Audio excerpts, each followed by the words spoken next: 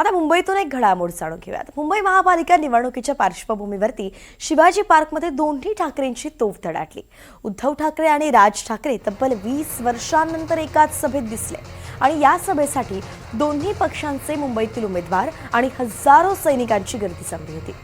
ठाकरे बंधूंनी शिवाजी पार्कातील सभेतून भाजप आणि शिंदेंवरती जोरदार निशाणा साधलाय।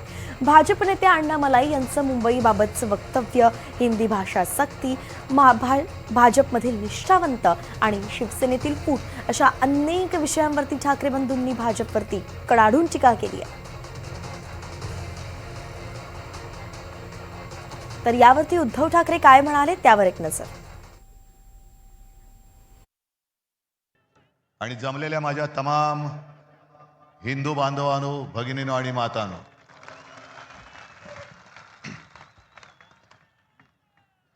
आता या पहिल्या वाक्यापासूनच उद्या चर्चा सुरू होईल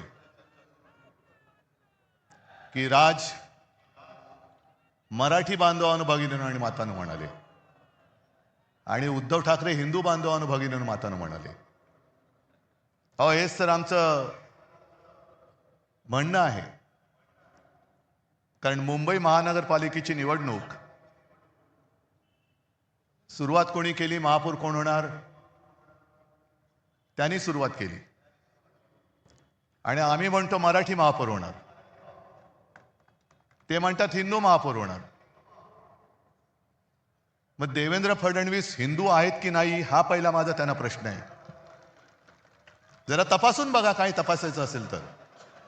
नाही म्हणजे डोकं वगैरे काय बर्थ सर्टिफिकेट वगैरे असं मी म्हणतोय। आम्ही अस्सल मराठी बोलणारे देशभक्त हिंदू आहोत।